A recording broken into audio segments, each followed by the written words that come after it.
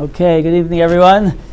So we're continuing in the halachas of chazara, of returning a pot to a stovetop or the like on Shabbos.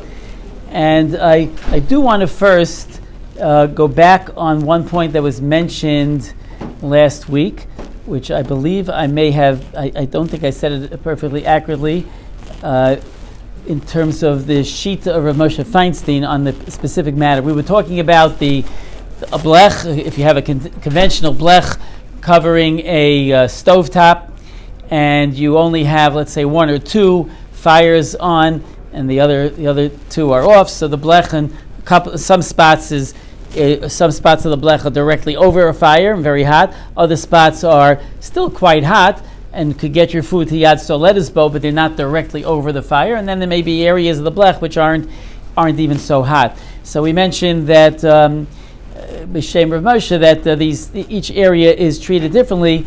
So what I believe I may have said, I believe I did say that according to Rav Moshe, area 3, which is the area where it's not hot, it's not particularly hot at all. It can't even get your food to be Yad Soledah's bow. It may be somewhat warm, and if you put some food there, it would warm up a little bit. It would lose its chill, but it would never get to Yad Soledah's bow. So he said that area is considered to be off the fire, and ad kedei kach that you could even take, according to Rav Moshe, you could even take food from the refrigerator, food which is fully cooked and dry, so that you don't run into a problem of bishul or bishul achar bishul. So food is fully cooked and dry, and on Shabbos you could put it on that area, even though on Shabbos you cannot put food onto the blech on an area which is over the fire or which is close to the fire that gets it hot, but that third area you could. So that's correct. Rav Moshe does say that.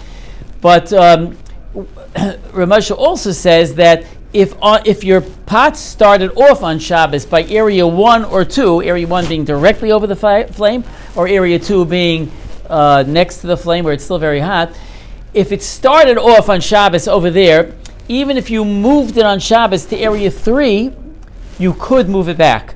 I think last week I said that once you move it to area 3, then it's out. You can't move it back. But l'char for Rav Moshe's Tshuvas, it seems not that way. It seems for Rav Moshe's Tshuvas that as if it started off, when Shabbos began, it was on area 3. Right? Shabbos started, and it's not by the fire mamish, or it's not even on area 2. It's off to area 3. Then he says, then you cannot move it on Shabbos to areas 1 or 2. But if on Shabbos, when Shabbos began, it was over the fire, or it was even on area 2, and you moved it off to area 3, at some point you could slide it back. And the reason he says this, or the reason why he's making on this is. It's dependent on a shita of the Ran, which the Ramah brings, which it's kedai to mention, and this is a good place to mention it. The Ramah brings a Ran who says that which we've been learning about, we learned last week, in order to put a pot of food back onto the flame after you took it off on Shabbos, back onto, I should say, a covered flame. We said it has to be covered and the food has to be fully cooked and still hot. But we also mentioned two other conditions which the Ramah requires. One, that when you take it off, you have in mind to put it back, right? And number two, that you don't put it down. You hold it, you leave it in your hand and don't put it down. We discussed different ways of maybe putting it down while leaving your hand on it, etc. But basically the requirements, two additional requirements from the Ramah are that it be daito lahachzir, and that it's oda biyado. He's still holding it.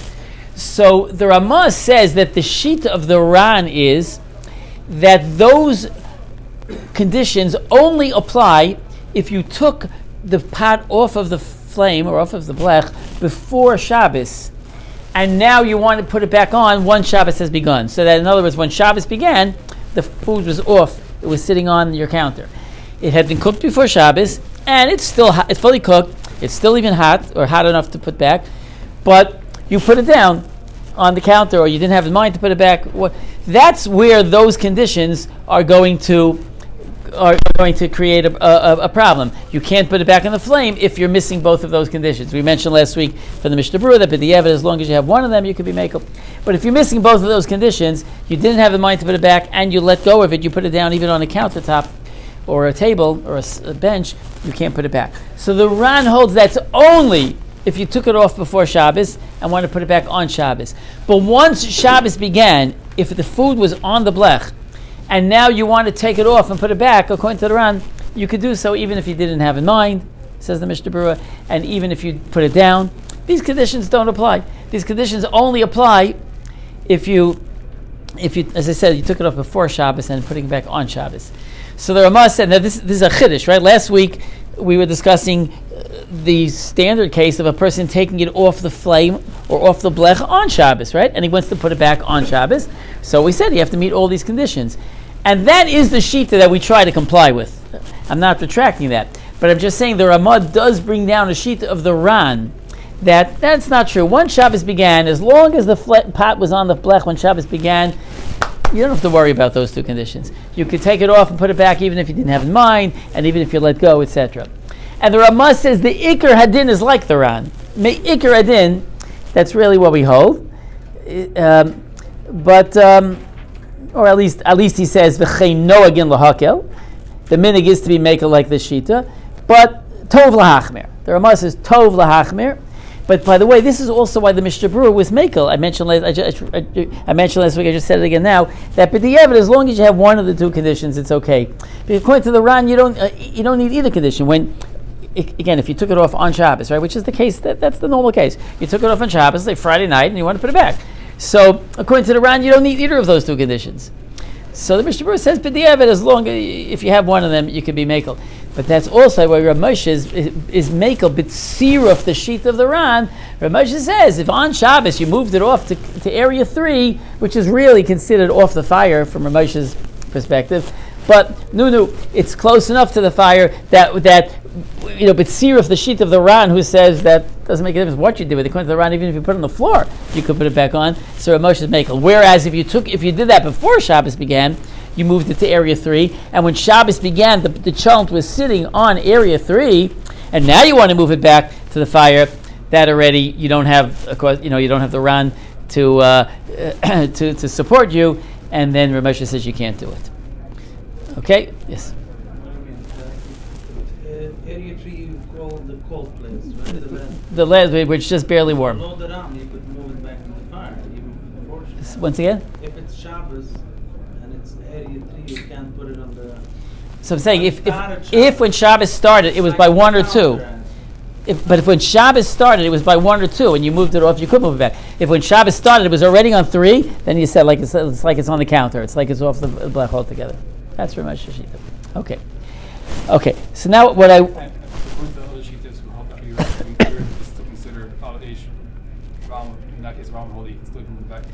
I think we mentioned Rav Yashav. Right? Rav Yashav, this quote in the Shvus Yitzchak saying that even area 3, as long as it's an area where it's kedai to put your food there, meaning it'll do something to the food. It won't make it yatsoletis, but it'll warm it up a little, so it's all considered a chelik of the kira, and therefore he says about l'chumra and l'kula, right? L'chumra that you can't put something there on Shabbos from the fridge, but you should be able to move it back. I don't know, because typically in Solutions America we follow Rav Moshe on this, and it's already it's a kula. Even Rav Moshe is a kula that if you moved it to area 3, the Chazon Ish holds that once it's on area 3, even if it got there on Shabbos, you can't move it back at all. Which is, I think, what I said over last week, B'Shem Rav Moshe, which is not Rav Moshe, but the Chazon Ish does hold that way. That once it's moved to area 3, even on Shabbos, it's like you took it off altogether. You can't put it back. So I think the shita l'char that we should go with is Rav Moshe shita, which is sort of in the middle. And if it happened on Shabbos, okay, but if it happened before Shabbos, better not. Look, if it's the person's only food for Shabbos or only hot food and this and that, you can ask a shal on the spot. Sometimes but once again, if you have an issue, you have on home sermons. Yeah, okay. The remove brings down the killer. So. No, but the kul of the Ramah is only if it happened on Shabbos. On Shabbos, he was asking before Shabbos. Yeah, right. Okay.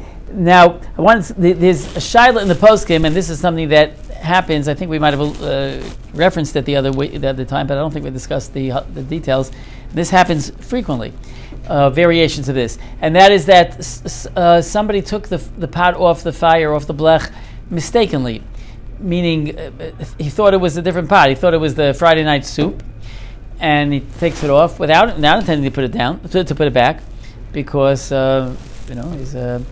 thought it was the soup. It's not going back on the blech. And then after he takes it off, he realizes that it's not the soup. It's the cholent. It's the Shabbos day cholent. So if it's not fully cooked, then you're finished. There's nothing you can do about it. If it's not fully cooked, meaning ready to serve, we said it many times, you're not allowed to put it back on the blech no matter what. However, if it is fully cooked, it's just a question that you took it off without das to put it back, and so if you're still holding it, for sure you can put it back, right? We said, but as long as you have one of those two conditions, you're still holding it. But let's say you put it down, you brought it to the dining room table to serve, or you're going to serve from the kitchen, so you put it down on the kitchen table to serve, and then you realize, you take off the cover and see it's the cholent, it's not the soup. So the shaila is could you put it back? So, and perhaps what's at the crux of the shaila is when we say that you have to have daita lahachzer, does that mean you have to have intent to put it back? Is it that you need positive das to put it back? And if you don't have positive das, then when you took it off, it's considered a siluk. It's considered that you've completely severed it from the stove and can't go back. Or is it no, you don't need positive das to put it on when you took it. You just can't have the opposite. You can't have das not to put it back. It can't be that you were specifically intending not to put it back. And here it would make a chiluk. When I took it off, I didn't intend to put it back, but I didn't have positive das not to, or and to the extent that I did, perhaps that was betos, because I thought it was something else. I didn't want the cholent off the fire. I wanted the cholent on the fire. I didn't realize this was the cholent. I thought this was the soup. But I still didn't have das to put it back. But on the other hand, I certainly didn't have das to leave the cholent off. So Rabbi Akiva Eiger, this is Rabbi Akiva Eiger in the Shulchan Aruch here that discusses this. See, Rabbi Akiva Eiger starts off with a different shaila. He says, what happens if somebody else takes off your pot? It takes off your pot from the blech. Somebody, either with permission, without permission, somebody takes your pot off. Is that going? Are we going to say, oh, so finish? He took it off, and then he put it down on a safsel or something. Are we going to say that? Okay, so he took it off, so finished. It's like you took it off without das to put it back. He didn't have das to put it back. Or do we say no? Ein adam oseh davar she'eino shelo. You can't. That's my pot. You can't aser my pot. You can't make it that my pot is us to put on the blech. Now, of course, ein adam oseh davar shelo. Just very briefly, if somebody takes milk and he pours it into your pot of chicken soup, and it's more than echad b'shishim, your chicken soup is usher, and you can't say, no, ain't no the most of the you can't ask for my food, it's still kosher. No, that's ridiculous. Because you don't need anyone to do it. I mean, if it happened by itself, it would also be usher. I mean, it's the mitzias, it's the mix, it's the fact that milk and meat are mixed together.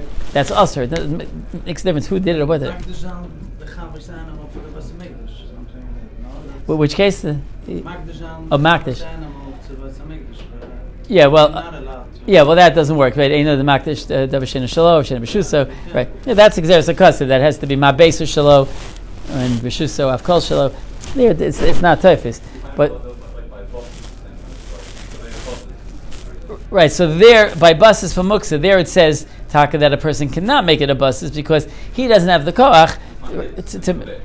Right. So because the pshat is there by buses, the way it works is that the buses becomes like tuffle to the muksa. Right, so you can't have the koach to make my thing tuffle to muksa if I didn't want it, Okay, so Rabbi Akiva Eiger clears the shaila here, and he comes out that in certain cases it'll be a machlokas rishonim. In certain situations, something which is totally purely on the maisa, not on the das, it's not going to make a difference. It's sure going to be able to aser, but something which is totally on machshava. It's not totally purely on the mice. It's totally on the machshava behind it. So that he says machlokus. I think Tosfos in the Rash.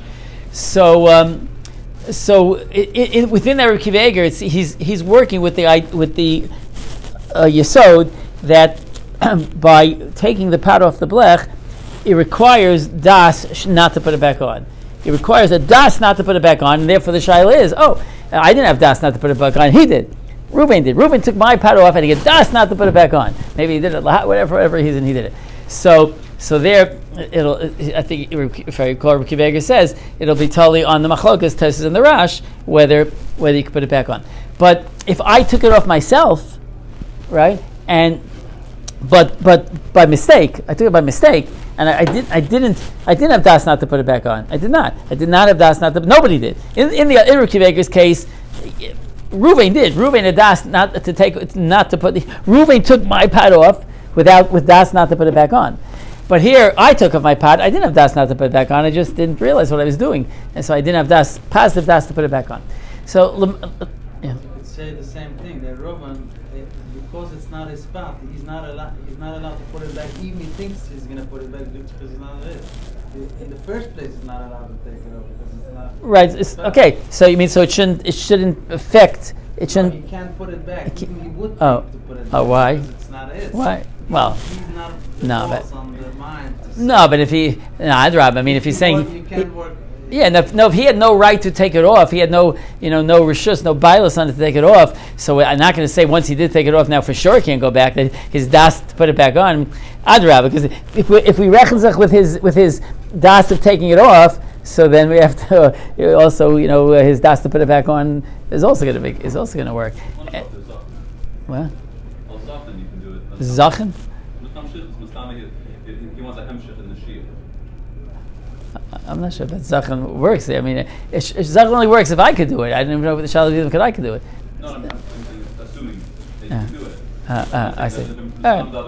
Okay, no, so I don't think that's the Shiloh. The Shiloh is though, could he ruin it? Could he take it off and without having in mind not to put it back on? Does that forbid it from going back on? Does that forbid somebody from putting it back on? Forbid me from putting it back on?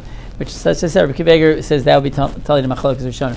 But Bekitzer, the bottom line is, in the case where I took it off by mistake, many achronim are mekel, and that's what we rely on Lamaisa that you could put it back on. We're talking again that of course all the other conditions are met. It's still hot and it's fully cooked and the fire's covered, so you could Lamaisa. You took it off by mistake. You could put it back on. And another Shaila Poskim talk about similar. Let's say nobody took it off, but the fire went out from underneath it. So you have a fire, a gas range, and the fire went out, or it could be an electric range and the electricity went out, or there's a power outage, or we blew a circuit, whatever it is. So the aish underneath it went out. So and then I discover this. I discover that this happened when it's still hot. Could I move it onto another? Take it to the neighbor. The neighbor, right? Or maybe I might have another. Maybe sometimes people have a crock pot and they also have a blech on the stove top or something. In fact, somebody just recently asked me it was on a Friday night. They his wife had more than, they were having a lot of bachrim over in the day, so they had more than one cholent up, and one particular cholent was in a crock pot, and before it was cooked, completely cooked, and then before Shabbos she turned it down, intending to leave it on like a keep warm setting. But she turned it the dial a little bit too far, so it was somewhere between keep warm and off, and he wasn't sure if it had been turned off, and he wasn't sure how far, if the revolution of the knob that she did wasn't sufficient to actually turn it off. It's Friday night, so they can't tell now because it's still hot. But he doesn't want to wake up Shabbos morning and put his hand on the shalom and find out the hard way that it was really turned off. So the shaila was, he said they had a plata. They had a plata, a Shabbos hot plate, which was plugged in and therefore hot, and it would be fine to move it. If they moved it onto that would be fine for the cholent. Question is, are they allowed to do that? Are they allowed to take the cholent from there and move it? Now, this case, it didn't go off mamish by itself, but she did not intend to turn it off. She wanted to leave it on. She just wanted to leave it on keep warm setting. And it could be it's not even off. They weren't even sure it's off. But he was chashish that it might be off. But as I said, if it was off, it was only off machbas toast. It was like his wife twisted her hand a little bit too far, twisted the knob a little bit too far. So cases like this, where it went off by itself, or was turned off by mistake or by accident, so we also allow halacha l'maisa. We allow moving it onto another source of heat if you have. The halacha is, in general, you're allowed to move something mikira lakira. You're allowed to move something, we mentioned this, from one covered fire or from one even uncovered fire to a covered fire, to a stovetop or a plata. We mentioned a plata, according to many poskim, does not even need to be covered if it's a plata that has no settings. We say Lefir Shlomo Zalman and others, and it's considered gar for katam automatically legabi shia chazara. So this is called chazara. Moving it from one fire or from one source of heat to another is called chazara, and therefore you could do that. In that case, you could call a goy to fix it. Oh, so that's a very difficult shaila now. Rather move it to a different. No, well, if you have the option of moving to a different one, you definitely should do that. Yes, calling a guy here to turn it on, which this is something we wasn't going to get into yet, but we could just mention it briefly. This is a big discussion at the end of Reish and Gimel, the role of Eino Yehudi in saving your Shabbos food. So the thing is, here it was a crock pot, and if you're going to call a guy, what you're asking the guy to do is to turn it to a setting, to the keyboard setting, on the side that it's really off, right?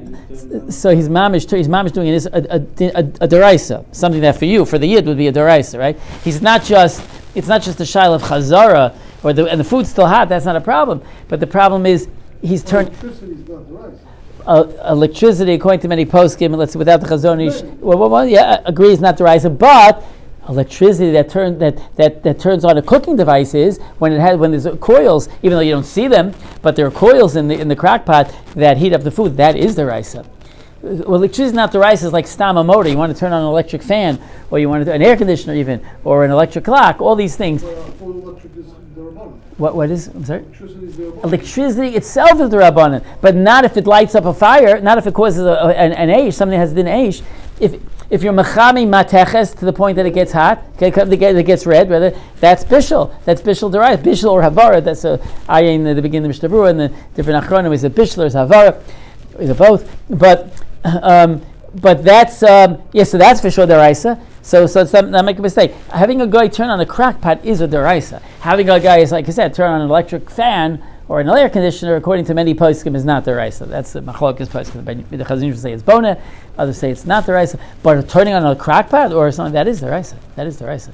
So you, sorry. Spark it when the motor starts. It's not considered deraisa. No. According to, if you don't hold with the Chazon Ish, again, we neman that is not considered deraisa. Okay, but here this would be a deraisa. Now it's not sure that it's off, but you're asking the guy to do something on the side that it's not off. You don't need the guy.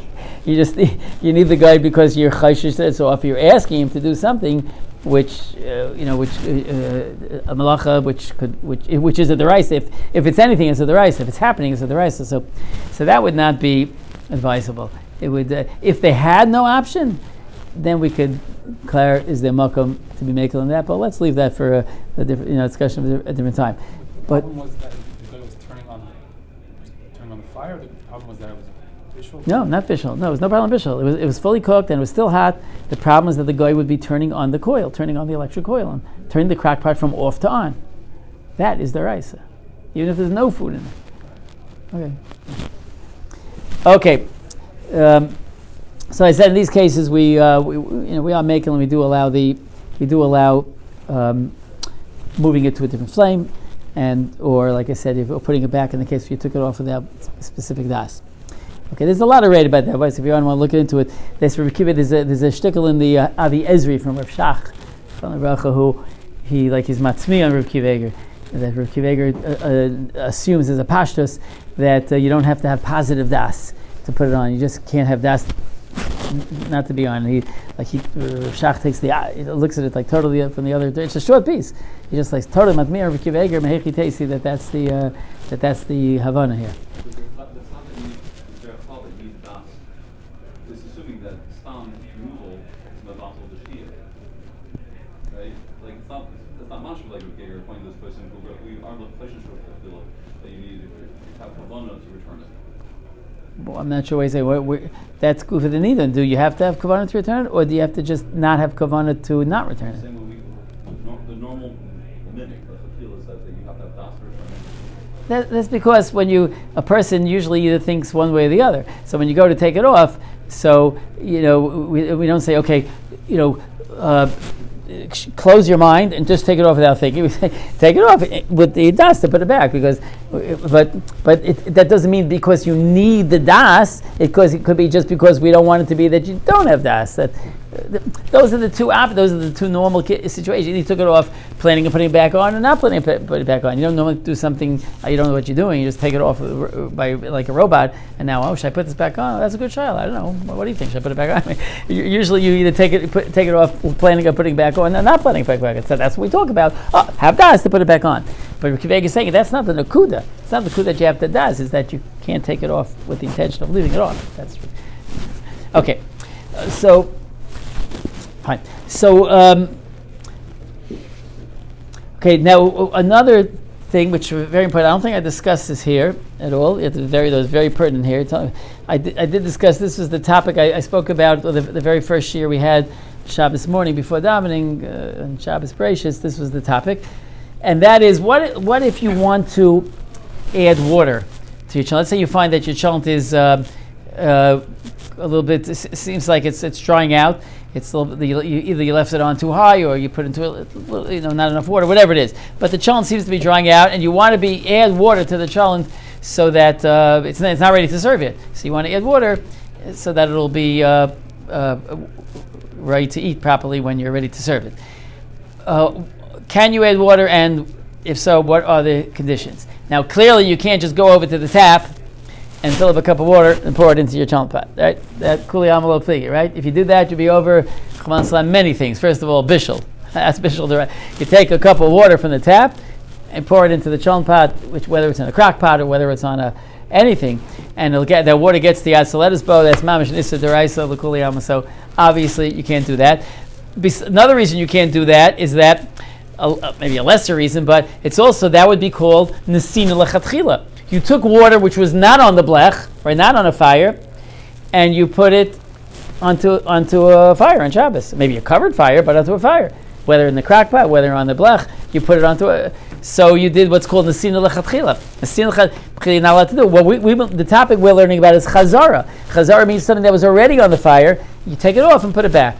But if it wasn't there, if it wasn't on the fire when Shabbos began, it wasn't on the fire, you can't put it on Shabbos. So you can't take water. This water was never on the fire. Water that you get out of your tap was never on the fire. It was in the pipes under your house, and then in your in your plumbing system. That's where it was. So it was never on the fire. So of course you can't put it, even if it wouldn't be bishul, but you can't put it onto the fire because nesina lechatchila. So that's clearly you can't do that. The only option of adding water would be water which is first of all already cooked, so that you're not over bishul. Has to be water that's already mavushal. And it would have to be water that not only is already mavushal, but it's still hot enough that there's no issue of bishul achar bishul, which we learned going back a few weeks. Initially, we learned that according to the mechaber and the minig Sfardim, it would have to still be yad soledisbo. The water would have to be still the water that you want to put into the chalent. You'd have to be taking from some place in your kitchen or somebody's kitchen water that's yad soledisbo. Right, and whether from an urn or on in a kettle somewhere yad soledisbo. But even according to the Ramah, which the Ashkenazim follow, that it wouldn't have to be yad soledisbo, but it still has to be somewhat hot. It can't be completely cold. If it's standing legamre, if it's completely cooled off, you can't reheat it on Shabbos again because of bishul. So we need water again that was completely cooked to begin with, and is still at least somewhat hot. Let's go to the Ramah. It's still somewhat hot. It's still not completely cold. And then, so now, and it has to be coming from an eish. It has to be coming from some sort of eish, like I just said, because if it's not coming from some sort of eish, then you can't put it onto an eish. That would be nesina lechatchila. So we already have three major conditions you have to meet. Now, you could meet all those conditions if you have water. Let's say you have a tea kettle, which is the simplest case. In the old days, again, when you were growing up, you had a blech. Over one place there's a chalent pot, and the other place is a tea kettle. Before everyone had electric urns, a tea kettle with water that you have so that you could, have hot water on Shabbos for tea or coffee.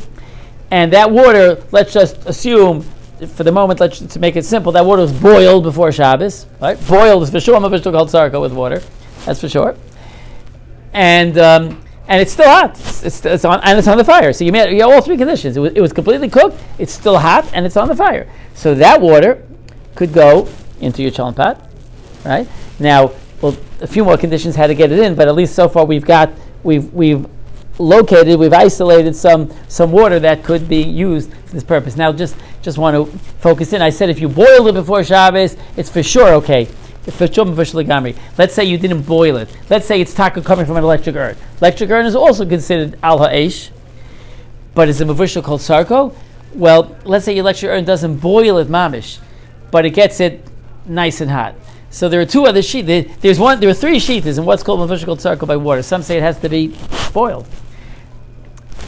The other extreme, Moshe says in Tshuva, it just has to be yad soletisbo. If you got it to yad soletisbo, it's already called mavushal sarko. So yad soletisbo will use for this purpose I would say 160 degrees. It has to be at least 160 degrees. But if it's 160 degrees before Shabbos, and now it's still, even if it's not that hot, but it's still not in its stand legamri, it's not completely cooled off.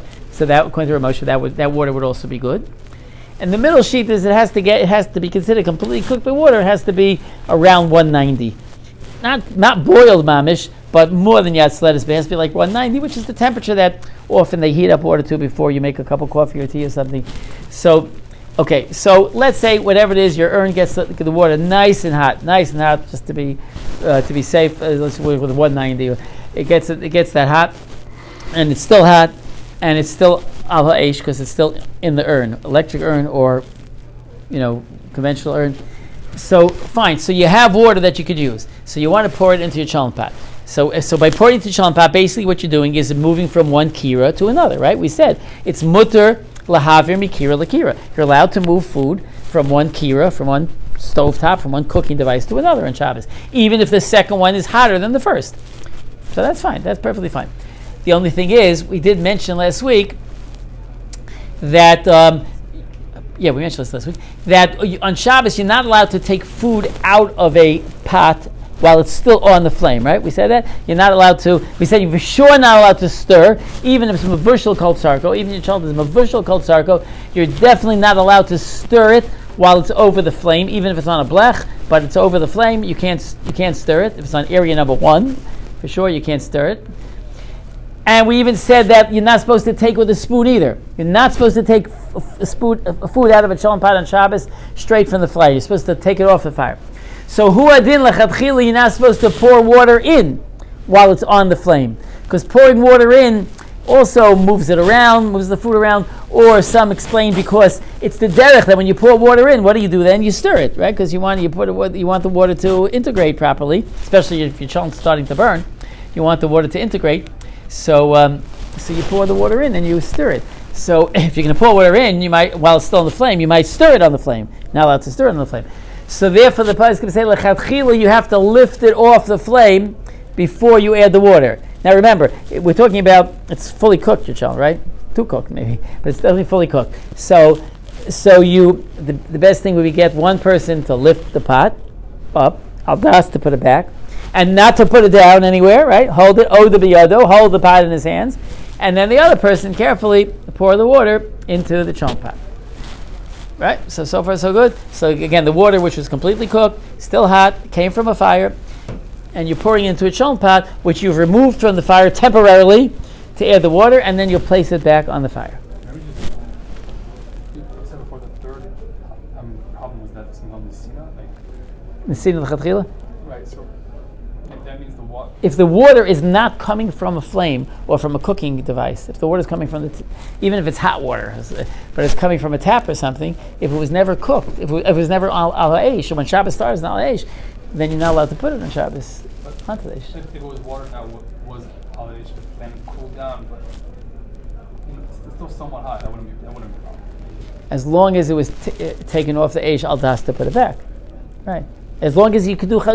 The point is, you're doing chazar on the water also, right? You're doing wherever you're taking the water from, and you're moving it to the cholent pot. That's also chazara. You're taking the water out of the urn and moving it now into the cholent pot. So you're taking it off out of the urn is off the eish, and now you're pouring it into a cholent pot, which is going back on the eish. So you're doing chazara on the water. So you have to make. So you can't put it in another cup, and then that would.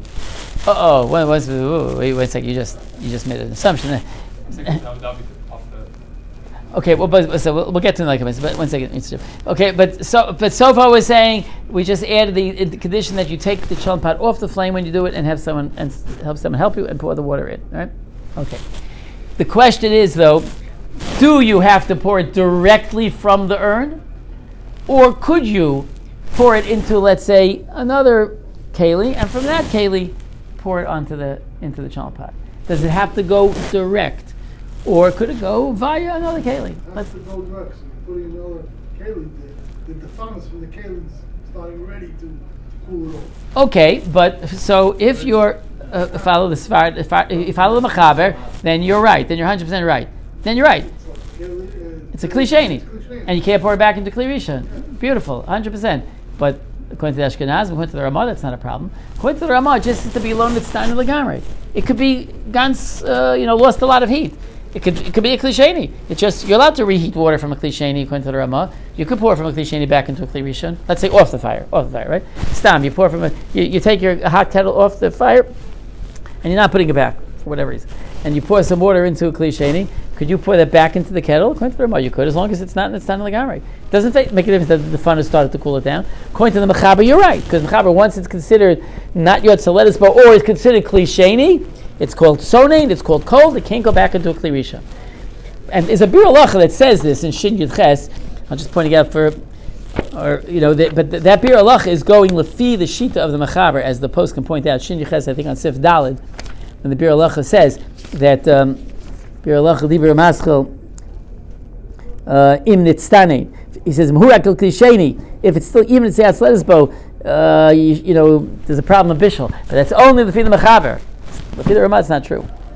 That's okay. So, but the shaila is when you pour it into another keli, is that like now you totally took, you severed it? Does that make a problem chazara? Okay. Do we say that you want to do chazara? It has to go straight. You can go from kira to kira, but it can't take a stop in between in a foreign keli. You just take a keli out of your cabinet and pour it in there and then do chazara. Should be good though. Sorry. What? Should be good though, because it's like putting the spot number 3 back in number 1. Well, but no, this is not spot number 3. This is a keli This is a keli I just took out of my cabinet. It's much less than spot number 3. It didn't feel right. So, Rav Moshe Grada holds his taka also to do this. Rav Moshe writes in a tshuva, and I get also in Sefer Hilchos Shabbos from Rav Eider, that you can't. And I heard this from her first as well. That you can't. You can't. It has to go directly from the urn into a pot. If you take water from the urn, anyways, you can't unplug the urn from the electric, so you would have to take the chunk to the urn.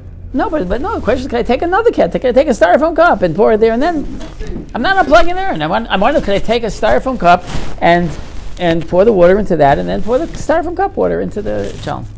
That's the shaila. That's the field. I'm saying if you're going to fill water from the urn, direct from the urn, you can't bring the urn. Okay, fine. So you take your pot, you bring it under the urn. But I want to know, can I not even do it? I don't want to. My urn's all the other side of the kitchen. It's a heavy cholent pot. It's enough that somebody has to lift it up. They don't want to carry it over to the other side of the kitchen. Or another reason, to make it realistic, another reason why you might want to use a intermediary cup. Exactly. Very good. Because you don't want the steam from your cholent to hit your urn and be nibbling your urn, and now you'll be calling the Rav of the Shaila this or the Heter. Is my urn fleishiges now? I like to make coffee, or use this water for coffee and with milk. So do I have a fleishige urn now? And so that's a real consideration. If you're gonna hold the urn straight over the cholent or carry the cholent pot underneath the urn and the covers, and you take off the cover, then the huge smoke pillar of fleishige smoke, fleishige zeya. That's a real shaila. Going on to a hot urn, that's a real shaila. So a way to solve that would be to use something else. Pour it into a disposable styrofoam cup, and pour it from there or put it into a fleishige cup, whatever, and from there into the cholent pot. Is that okay? So I said already, Rav Moshe is not okay, but many poskim say it is. Many poskim say that it's not. It's since when you poured it into that other keli, it was al das. It was all al das to go back onto the eish. You poured it there al das to move it from there, and it may be totally in a certain sugya in pinal mechel mechel. But Lamaisa, many poskim say it's mutter to do this. I believe in the Sefer Shris Yitzchak, he brings B'Shem Rabbi Yashav that better to do this, and even if there's a tzad kula in this, better to be makel in this rather than start creating shilas of having a fleishiger urn and start being makel on drinking coffee out of your fleishiger urn. And others as well. So Lamaisa, many poskim say it is mutter to do it this way with the cup in between. One more consideration before we have to go on. Within this sugya, one more thing that the poskim deal with is, let's say that the chalt is really drying out to the point where there's pretty much no water in it anymore, and it's basically roasting now. It's sitting in the crock pot, dry, so dry and fire, so that's l'chara, it's not bishul anymore. It's tzli, and we learned a month or so ago. More than that, we learned that there's an issur of bishul achar tzli on Shabbos. You're not allowed to do bishul achar tzli. So if you're adding the water to the chalm pot, maybe that's bishul achar tzli. Now you say, well, it started as bishul, right? Originally the chalm was bishul; it was cooking. Then it became tzli. Tzli means roasting without liquid. So maybe bishul achar tzli achar bishul is not such a problem. But if you remember, the Bir Halacha says it is. He brings a Prima Gadim, Taka says it's okay. The Prima Gadim says there's only an issur of bishul achar tzli, or tzli achar bishul. But bishul achar tzli achar bishul, once you have both were done already, then there's no problem doing the first one over again. So, but the Bir Halacha is cholik. The Bir Halacha says he believes there is a problem of bishul achar tzli achar bishul. So the poskim say, so they according to the Bir Halacha, if your chalt is really, if it's just that the water level is diminishing and you want to catch it before it's split, okay. But let's say it's already gone, there's no water left. Is that a problem? So, to make a long story short, the Ksos HaShulchan seems to say yes, it's a problem.